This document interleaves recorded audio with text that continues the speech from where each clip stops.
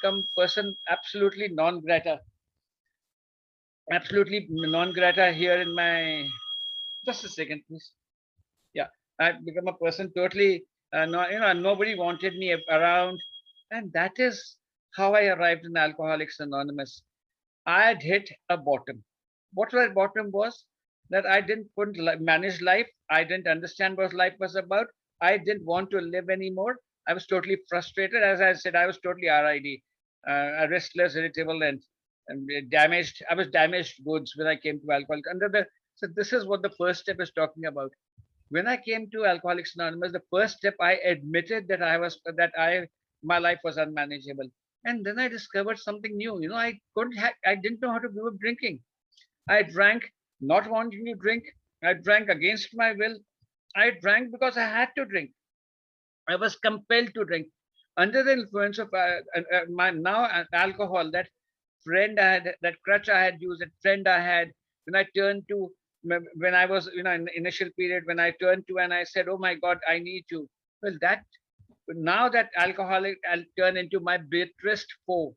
It had betraying me everywhere. It was betraying me in my own eyes. I was hungover and I was a drunk. Yeah, I mean, I was garden variety drunk, and I was everything that a drunk can be. And that is when I came to. So I admitted, and that was all that was required in the first step from me, to admit, to surrender to powerlessness, to admit that my life was unmanageable. And then I discovered, and just by surrendering, because as William James said, in his Varieties of Spiritual Experience says, so first I had to admit to myself that I needed, that I was in despair. Utter calamity had hit me. I was in my life was absolutely over and done with, utter defeat. I had reached utter defeat. And that is what the first step was about. Now, I also discovered, much to my discomfort, that I couldn't manage to stop drinking on my own. I needed a power greater than myself, So because I understood that I was slowly going insane, and to be restored back to sanity, I had to come to believe that there was some power.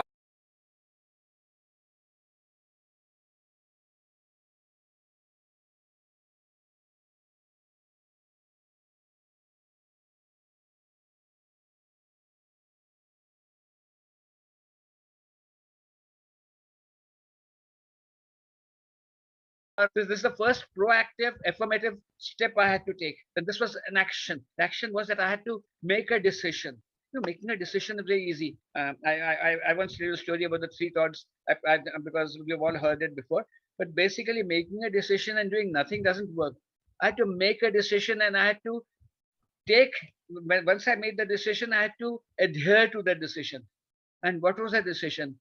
That I can't, and I'm powerless not only about alcohol, I'm powerless about the rest of my life. I'm not very sure if I can get up tomorrow morning, or I'll be alive even an hour from now. That's not in my hands. I'm not, even I'm powerless over everything. And if I'm powerless, who's got the power? That is the God of my understanding. So I have to turn my life and my will and everything to His care.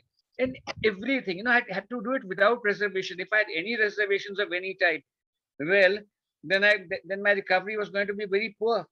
May not have started drinking again, but so the third step is the affirmative step, the first step in which I take a conscious decision to reach out to my higher power, and I say, "My God, I need you." And He is there. He is my Father. I am the child. He is my principal. I am His agent. That whole paragraph on page 62 is such a beautiful paragraph. This is the how and why of it. And I really am glad that I could find a power which helped me stay away from alcohol and live an enriched life, live a life of fulfillment, live a life within which I've become free from the bondage of not only alcohol, resentment, self, but also I'm happy, joyous, and free. And that's what this program is about. The worst thing is that unless and until I take these three steps beyond my capacity, unless I totally surrender to these three steps, my recovery can't start. And unless and until I do it without reservation, I can't take the first step. The first step is really going to ask me to deal with all those thinking thoughts in my mind. That's when my spiritual malady will be looked at. That's when I talk about my resentments and my fears and everything. But unless and until I understand and I turn my life over to God, well, I am nowhere. Having said all that, and as an introduction, I'm going to turn this meeting over to Philip for his usual brilliant comments. And before I do that, thank you, Philip, for taking us through this Back to Basics workshop. God bless you, Philip. Thank you so much. Please, over to you, Philip.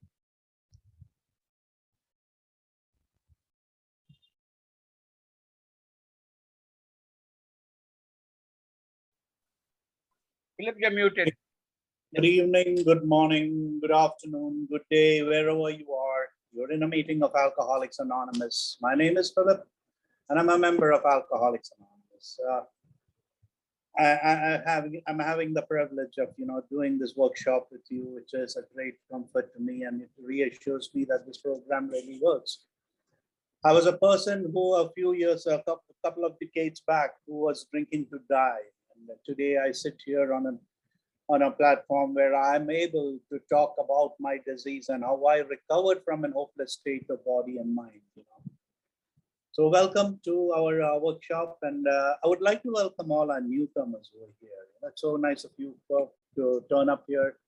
And could I have a hands up from all the newcomers who are here today, who are in their first 5 or 6 months of sobriety, or even a year of sobriety, or people who have not worked the program and are wanting to work the program? Could I have a hands up for them, please? There you go. You have Sandeep, Abhinav, Randall, Suresh, Varun, Chitanzu, Ravi Daradun, Tejas M, Shanu, Sushil Kumar, Hiren, Vijay DC, Sam D, Joe Kenneth, Vasant NG.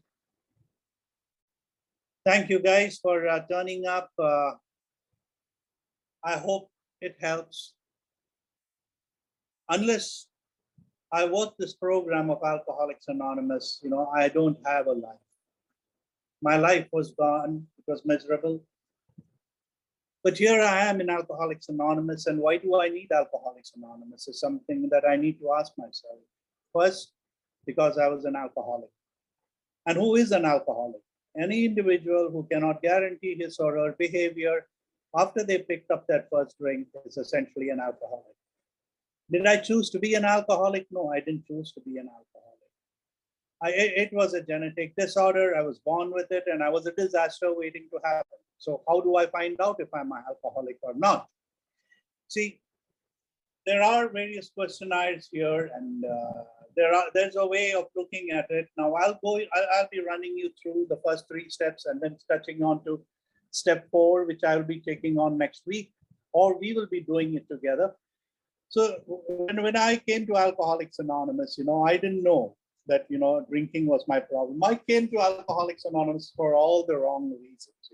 I read the word anonymous, and I thought these guys are going to teach me how to drink anonymously. I had, of course, the world knew I had a drinking problem, but if I could, avoid it from the world, then, I didn't have a problem. So that's what it was. I was the intellectual guy who came to Alcoholics Anonymous to sober up, only to find out that I was an alcoholic. And I needed to work a program if I had to stay stopped. So when the doctor says that, we who have suffered alcoholic torture must believe that the body of an alcoholic is quite abnormal as his mind. So the body of an alcoholic is as abnormal as his mind. It is not satisfied to be told that we cannot control our drinking because we were maladjusted to life. That we were in full flight from reality, or we ought to outright mental defectives. These things were true to some extent, but we are sure that our bodies were as sickened as well. Now that's a doctor's opinion from page 25 of the doctor's opinion, Roman letters. Now this is what the doctor says. So I'm bodily and mentally different from other people. I had a maladjusted personality. I had a problem with reality, dealing with reality. I was from a full flight of reality. Why did I drink? I drank because I didn't know how to deal with the thoughts that I had. So it says here that my sickness centers in my head, and my sickness centers in my head because I have a thinking sickness. So the action of these alcoholics, chronic alcoholics, is a manifestation of an allergy. that this phenomenon of craving is limited to the class that never occurs in an average temperate drinker. These allergic types can never safely use alcohol in any form at all. To accept this was very, very difficult. But this is the doctor's opinion. It's not my opinion. I have a mental obsession, a physical allergy, and a spiritual bankruptcy. A mental obsession, a mind that always thought about alcohol. It was obsessed with the thought of alcohol. 24/7, 365 days. Every day I woke up to the dread of, thinking of alcohol. God, I got to get through another day. I don't want to drink, but I have to drink. That's the obsession. And I go to drink. Why do I go to drink? I go to drink because I cannot handle the thoughts that run through my head, the guilt, the shame, the remorse, and the words that go with it. So this is a mental obsession. The physical allergy is a part where, I take up a drink and then, I can't stop. One drink is too many and 100 are too little. The moment I take a drink, there is a receptor in my system that is activated. And no matter how much I drink, until I pass out, I cannot stop. Now, if you have any of these symptoms, probably you are an alcoholic. But as we move along on this workshop, you get a better understanding of this. And for those newcomers who come in, I hope you have the PDFs. If you have the PDFs, you can get a small booklet like this, which is bound up. It's got about 36 pages. And you can work it on your, all you need is a pencil and an eraser to sit down with us and, work it out on your own. So it makes it easier for you. So when I was talking about the physical allergy, then the mental, the spiritual bankruptcy, what is a spiritual bankruptcy? Spiritual bankruptcy, according to me, is I am abnormal and I do not do what normal people do, like getting up in the morning, having a bit of coffee, having a chat at home. I don't take to reality very well. I don't know how to treat others, including myself. So, spiritually, I am, dead, almost dead. And how do I keep my spirit going is, by having that drink, that spirit from the bottle, So here the book says lack of power was my dilemma. So spiritual bankruptcy, the mental obsession, the physical allergy, and the spiritual bankruptcy. Oh my God, what a malady that is. How did I live through that? I didn't know. I started drinking very early in age, about 12 or 13. But long before I started drinking, I could see the unmanageability of my life. I didn't fit in. Like the book talks, that I had a maladjusted personality, and I didn't know what to do with life. I was dyslexic. I went to a school where, I just didn't like going to school, where most people enjoyed going to school. I dreaded school. I dreaded authority. I dreaded looking at books. And this is not normal. I was good in sports, but if I didn't get the chance to be the first in the game, I didn't want to play the game. If it was dramatics, I was a good talker, but if I was not given the key role, I didn't want it. These were the sort of maladies that I was going on in my head. I was maladjusted to life. I didn't fit in. I was not happy. I was full of fear, remorse, and guilt most of the time, and fear ruled my life. So to get rid of this spiritual malady that I was going through at that age, at about age 13 or 14, I got into touch with alcohol, and boy, what a reprieve, what a release, And I'll read it out. Men and women drink essentially because they like the effect produced by alcohol. The sensation is so elusive that while they admit it's injurious, they cannot after a time differentiate true from the false. To them, their alcoholic life seems the only normal one. They are restless, irritable, discontented. Unless they can again experience that sense of comfort that comes at once by taking a few drinks, which they see others take with impunity, after they have succumbed to the desire again, as so many do, the phenomenon of craving develops. They pass through that well-known stages of a spree, emerging remorseful, with a firm resolution not to drink again. This is repeated over and over unless this person can experience an entire psychic change, which is change there. Unless he can experience a psychic change, there is very little hope for his recovery. On the other hand, strange as it may seem, those who understand once a psychic change has occurred, the very same person who seems doomed who has so many problems he despaired over ever solving them, suddenly finds himself easily able to control his desire for alcohol, the only effort necessary being that required to follow a few simple rules. That was again from the doctor's opinion. And now, so we're going to talk about these a few simple rules, And what is my alcoholism all about? It's about the unmanageability of my life, lacking of coping skills. I lacked perspective in life. I was an immature human being, bodily and mentally. I was different from other people. My body reacted differently to alcohol, and my thought process was different from normal people. So the abnormality had to be accepted, and I couldn't accept that abnormality because, what would people think? The social stigma attached to it. I had a grown-up body with an immature mind. My emotional maturity was that of a 12-year-old when I came into Alcoholics Anonymous, and that's not a good balance. People expected me to act my age. But I wasn't. I was a kid in my insides, So it was very, very difficult. And alcohol was the only release I got from this insane sort of life that I had to lead, not because of my making. It was not of my making. I was born that way. I was born to become a disaster. I was a disaster waiting to happen. So as the disaster happened and it progressed, people started moving away from me. I started secluding myself. I started drinking alone. I started going off to places where, people wouldn't notice me. I would vent my emotions on my parents and the loved ones. All the things that I did fell on my loved ones. I hurt the ones I loved the most. My whole family became dysfunctional because of that. I was the eldest of 4 in the house, and all attention was focused on me. My mother was my enabler, and she tried everything in the book to get me sober: religion, medicine, and psychiatry. I didn't want to do it, but she took me there, and nothing worked. Nothing worked. So here I was at age 32, after having lost everything, and the battle was between me and life. I was fighting for my life. I was on my deathbed. And that is where, I will just zoom ahead and say, I'll go to the chapter where it says, lack of power was my dynamic. My power. I didn't have power.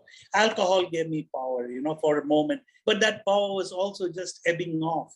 And soon I was drinking to die. I knew I didn't have an escape. I was condemned to drink against my own will. There was an hapless, insane obsession that overpowered me, that nothing in the world could stop me from going and picking up that drink. So great was that obsession. It almost killed me. I was on my deathbed when, I had to choose whether I wanted to live. All our basic instinct is instinct of survival. And that is a God-given instinct that has kept me going. It just reinstated, and it kicked back and said, Philip, do you want to live or you want to die? But I didn't have a choice here. My free will or my will was imprisoned by the chemical alcohol. Alcohol is only an abstract. It's only a mood-altering chemical, but it had power over me, such relentless power over me that it demonized me. So here I was, I had to choose, and that's where the first step came in. And I had to be utterly honest with myself. To the core of my beginning, I had to be, honest with myself and say, Philip, do you really want to live, or do you want to live or die? Here's a choice you have, man. Make your choice. If you want to live, go and accept the fact that you're an alcoholic and your life is unmanageable. I came into Alcoholics Anonymous, like I said, for all the wrong reasons, but I accepted the fact that I had a drinking problem and my life was totally berserk. I lacked coping skills. I lacked perspective. I lacked the enthusiasm or the will to live. I lacked the will to fight. I gave up on everything. I conceded, to the fact that, people, places, and things had power over me, and I was nothing. That was the death of it, my dignity. I had sold my soul to the devil. I had no self-respect, self-worth, self-esteem, nothing. The sad part is I didn't choose it. And that is why, as an alcoholic, people say, why me? Why me? Why do I have to go through this? What is this God that I'm talking about? Where is this God? If there be a God, why the hell am I going through all this? I don't want to hurt anyone. I don't want to be a pain to anyone. I don't want to be a source of embarrassment to my parents and to my colleagues and friends and family. And I had to do it in the bitterness of this sickness of alcoholism. I had to live it through that, through the humiliation, the pain that came out of it. You must be wondering why Philip is talking about all this. People talk about hell.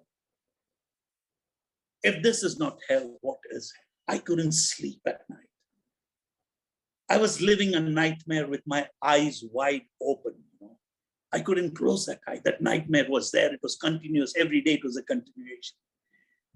And to get out of that, I was told, accept the fact that you're an alcoholic and your life is unmanageable. Yes, stopping drinking was not my problem, they told me. Saying stop was my problem. So to stay stopped, I had to do a few things they were going to tell me about. So I stopped drinking. They said, Philip, now you should realize that your problem centers in your mind. Your alcoholism is but an outward manifestation of an inward disorder. Outward manifestation of an inward disorder. So whatever I was doing, showing and all that, it's an outward manifestation of a khichdi inside me, of a disorder inside me, a turmoil inside me. Since I couldn't, cope with it, I had to drink and I had to do all this, the drama that I had to do. Did I really want it? Actually, I was a coward. I didn't have the guts to do anything, minus alcohol. I was like a worm squirming around. I was like a snake with its belly on the floor. Even everything about me was even lower than that. That's how it was. So when I accepted that I was powerless over alcohol and my life was unmanageable, and the first time in my life, I understood that it was my unmanageability of life that made me drink. So alcohol was only the tip of the iceberg. It was only, inward. It's only the tip of an inward disorder, which it was manifesting itself, showing me that, So when I stopped drinking, and if I had to stay stopped, I had to address this unmanageability. My mind was a toxic place, very, very toxic place. It was a very bad neighborhood, going in there alone, it's like walking, and you see it in the American Hollywood movies, You walk in on that street and anyone could come and bear you or kill you or do whatever. My head was like that neighborhood. They told me, don't go there alone. Take someone with you when you're going there. It's an X-rated place. By now, I had stayed sober for, say, about 2 months, 3 months. And, I was getting confidence on myself. I was learning to understand things. And yet my mind would be, in classrooms of Alcoholics Anonymous, I would be judging people. But all this done, I was staying sober. I was not picking up a drink. And, that happiness knew no bounds. I wanted more of it. I wanted more of it. And they told me, Philip, if you want more of it, you need to work the program. Start working on your unmanageability. And the rest of the 12 steps is all about working on manageability. If I didn't have coping skills, I had to develop new coping skills. I had to understand that life is not what Philip thought it was. Life is not what Philip thought, that a pond in which, or in a frog in a well. The theory of frog in a well is, a frog that is born in a well sees only the round on top, the radius of the well's mouth. And he thinks that is the world above him. Until he comes out of that, what you call well, and starts seeing the world around him. And so I was like a frog in the well who was pulled out. And now, if I didn't develop coping skills, the snakes and the other animals were going to get me. So I had to develop my honing skills. I had to hone up my survival skills. There was another thing they told me, you're not a survivor. You were a survivor as long as you were drinking. You survive day to day. Now you need to start living. And for the first time in my life, I was living. I thought I was living, or so I thought. But then untreated alcoholism is more dangerous than when you are drunk. I'm like a monkey with a garland. You're given a monkey is given a garland. A garland does not. A garland, is a sense. It gives you a sense of worth, self-worth, appreciation, goodwill, all those things. But give to a monkey, what does a monkey know? It's like that. So when I got sobriety, it was like a monkey with a garland. I didn't know what to do with it. So time and again, I would stumble. So they told me, Philip, lack of power was your dilemma. You need to find a path that's going to sustain you. Alcohol was that path that sustained you.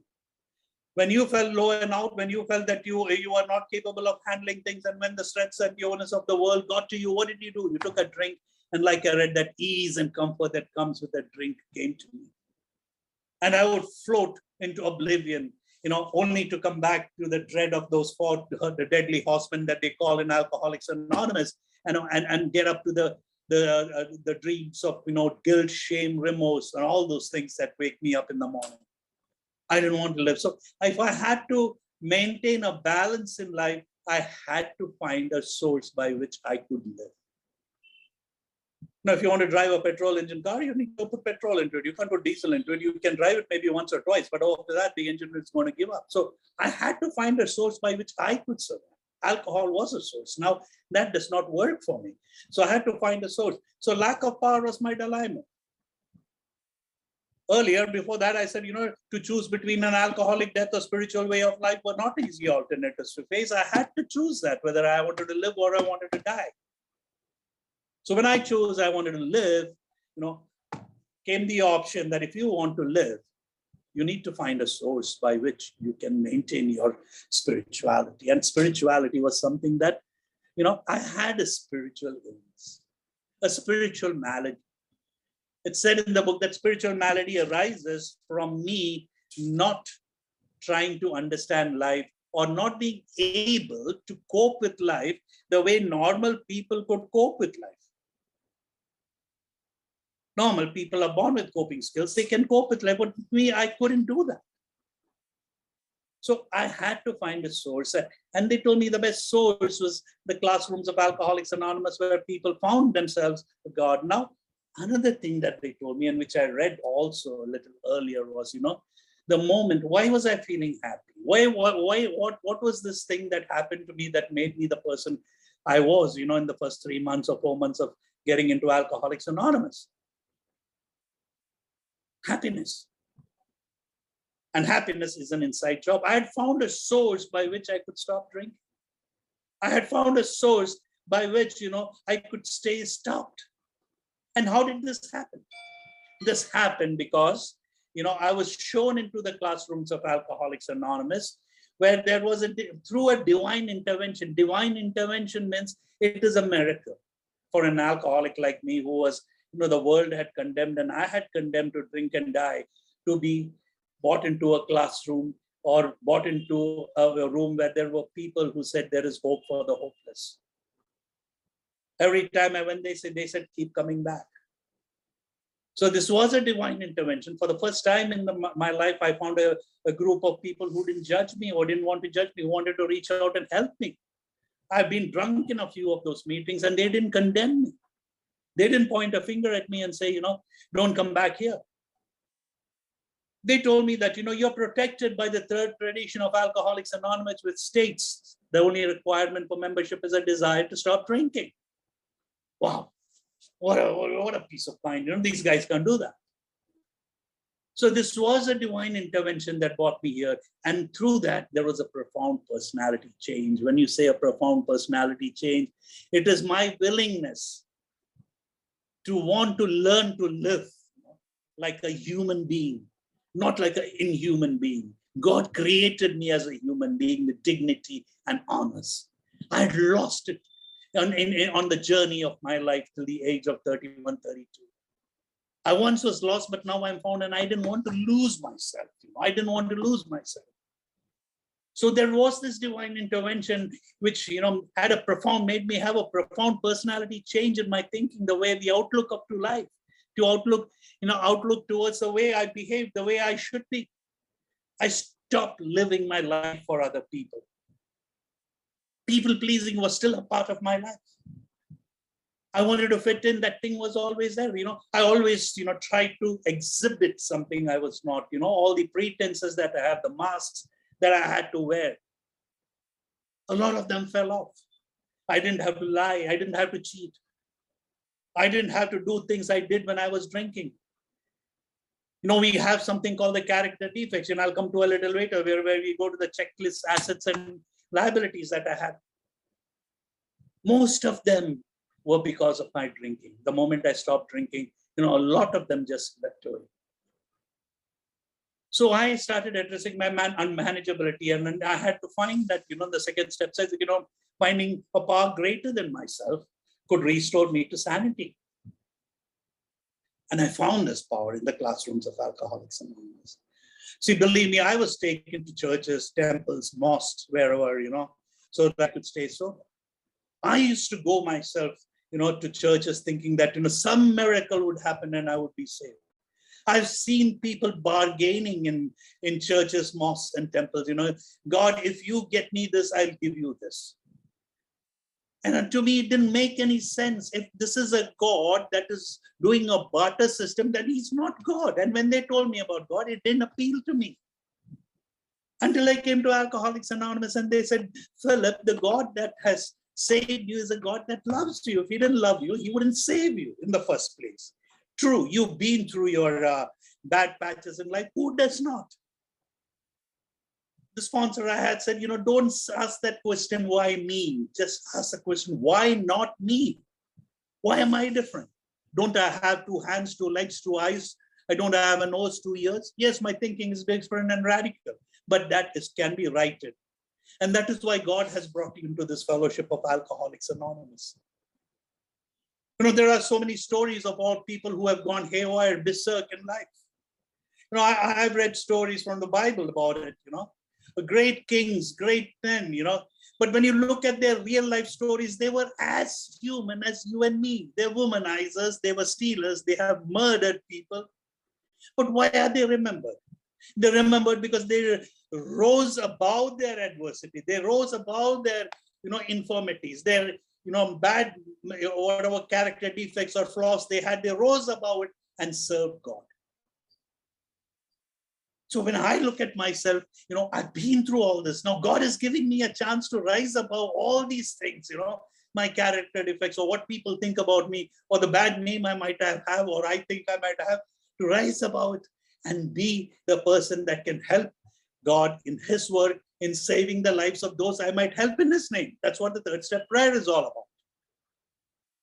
What a wonderful thing. So this God, from an unloving God, it became a loving God. I just understood the shift, He was training me or he was grooming me, to be the person I am to be today. So whatever I went through was not of waste. Yes, I had my stubborn side, which I said, this is the way I would like to live life. This is the way I would like my life to be. That is my will. Now, when my will failed me, what did do? God put in a bait and said, take this bait. And if you can, join my will to your will, you will live. So fear of dying and fear of having tried all my ways. And when God gave me that option, I grabbed it with all my, and for that, I needed humility. I needed honesty. I needed willingness. And with that, God's will matched my will. And, I was sober. So step and step, happened that way. A power greater than me restored me to sanity. And I started believing that this is a loving God after all. It's me and my worldly thinking and the greed of my flesh that makes me think that God is not taking care of me. If I didn't get what I wanted when I wanted it, I was angry with God. If I didn't get the alcohol I required, I was angry with God. If I didn't get the girl that I wanted, I was angry with God. Now, is God to blame for all my infirmities? Is God to blame? Today I started asking that question. No, he was not. A lot of it was my own self-will. Self-will run riot, instincts on rampage. So who was to blame? So when I understood, what part I played in this drama of life this far, where I wanted to be the director, the actor, the audience, everything all in one. Life revolved around me. Oh my God, that's a bad place to be in. So where would serenity or peace be in me? Peace of mind. There was this committee in my head that was eating me up all the time. So when I was restored to sanity over a drink, I was restored to sanity over my drinking problems, I started believing in this power greater than myself that had restored me to that decision. And now I was to make a decision to turn my will and my life over to the care of the same power that has, looked after me this far. There's a story of, footprints in the sand. Those of you who have the ability, just note it down. It's called Footprints in the Sand. You can Google it. And it's a typical way of saying, how God took care of me. Me and God were walking the beach together. You could see two sets of, two pairs of feet moving on the sand. Suddenly, there is only one pair of feet. And a little further, you see, there again, those 2 feet started walking, 2 pairs of feet started walking again. So that is me and God walking. And when I saw this single set of feet, I asked God, God, why didn't you lift me up? Why only one set of feet? You abandoned me, and that patch of life. Why did you abandon me? Where there should have been 2 sets of feet, there's only 1 set. That means you left me and I was left to fend for myself. But again, later on, there are 4 sets of seats. So he said, son, the way you look at it is not what had happened. Yes, we walked together. And when you see 1 set of feet, you weren't able to walk. You were too tired and I had to carry you across. That made absolute sense. That was what God did. He carried me across when I couldn't do it on my own. God was not to blame. I had to clear this. Either God is everything or God is nothing. I had to, authenticate to myself and stamp it on my head saying that, I am a believer. It says we were reborn. I had to be reborn into a new way of life, into a new way of thinking. And without God's help, I cannot do it. Based on my resources, or the best of my resources, is what got me into Alcoholics Anonymous. Now, if I wanted to live, if I wanted to be happy, joyous, and free, which is the aim of Alcoholics Anonymous, I have to find that source. So I had to turn my will and my life. What is my will? What is my life? My will is what I talked about, what I wanted to be, where I wanted to be, who I wanted to be. My will is what got me into Alcoholics Anonymous. The pain, the trauma, the muscling, the manipulation, the conniving for Philip, And what is my life? All this that I just talked about that happened in my life through the conniving, the manipulation, the pain I brought on others, life that was led astray. There's a story of the prodigals, and I was like that. I was out in the world, going to fend for myself and enjoying the flats of the land until I could sustain myself no more, and I had to come back. So I was taken back into the fold. I was created by God to be of use to me and to another human beings, but I was never of use to anybody, including me. Like I said, I was not living, I was just surviving on a day-to-day basis. Those of you who are alcoholics like me would resonate with that. So I handed over my past and my future, which was weighing me down. That is my will, that is my future, and my past, which is my guilt, shame, and remorse, I hand it over to God. Just imagine what a burden that is when I give it to God and I trust God's going to take care of it. There is going to be a big reprieve, like when you first came to Alcoholics Anonymous and stopped drinking, and you get into that pink cloud stage, where everything seems to be growing great, when you hand over this will and life over to God, there again, you'll find that release. You'll find God's favor in you, you'll find that strength to move on. So I hand over my will and my life over to the care of God as I understood him. Now I need to ask myself, was this one question, did I find God or did God find me? It doesn't really matter. Because when God created me, he created a masterpiece, a perfect human being. I found flaws in my life. I started comparing myself to others. And in comparison, that I found that I didn't have what he has and I didn't have what she has. It was my problem, not God's problem. When God created me, he created a perfect human being. When God creates a blind man, God creates a perfect human being. I see that difference. So I'm seeing that God is a defective piece. No, God is not. God is perfect. And God is the most omnipotent. That is what I understand now, So if I could understand God, then he is not my God. God is beyond my own comprehension. I just can't imagine.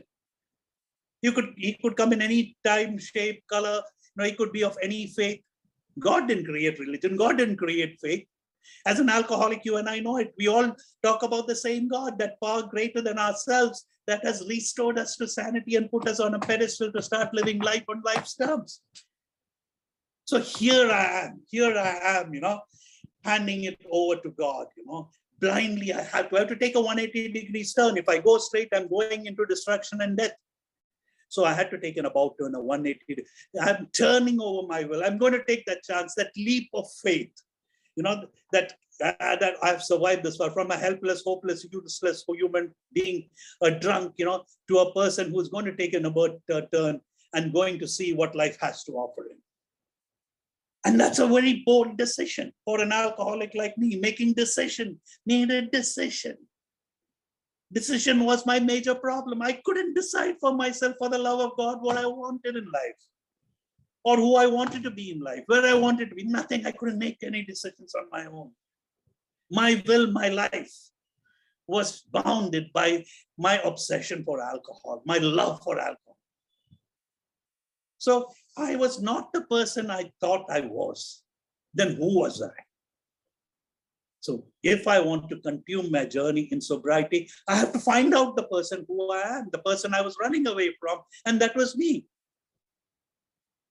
I was running away from myself. I didn't like me. We talked about a maladjusted personality. We need maladjusted to life, the inferiority complex, lesser than others, mentally destituted. That's what the book says. I was a mental case.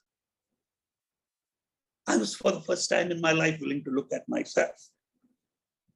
And for that, if I had to go the rest of the 12 steps, 4 to 8, I need to work on that. Fourth step says,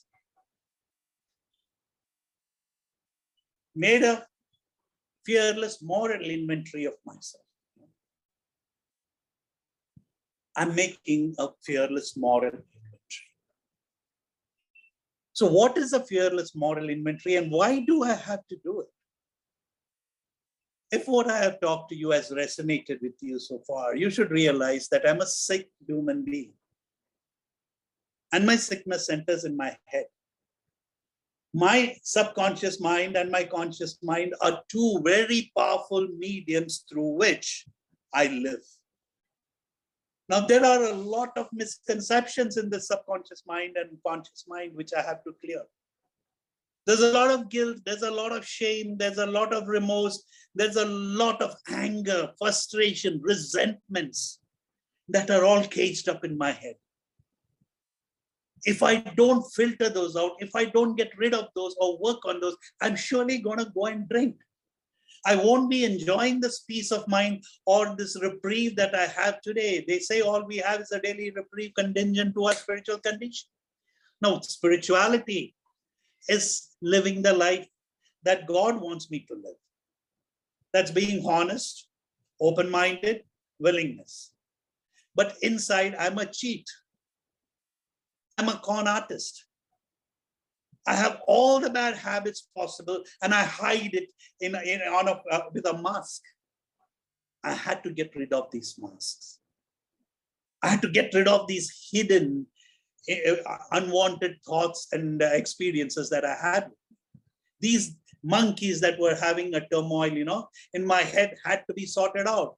They say, I killed the monkey, but the circus is still in town. So I stopped drinking, but the circus has to be addressed. So next week, we'll be talking about, how we could look into ourselves and see how we can get this daily reprieve and be happy, joyous, and free.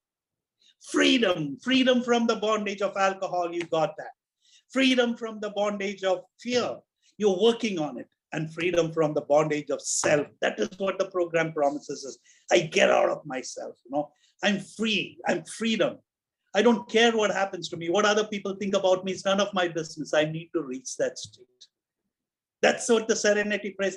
Grant me the serenity to accept the things I cannot change. I cannot change the people and the world around me. I cannot change the ambience. I cannot change the weather, nothing. Courage to change the things I can accommodate myself in these things and situations. And the wisdom to know the difference. Wisdom. It comes from experience. Knowledge plus experience is wisdom.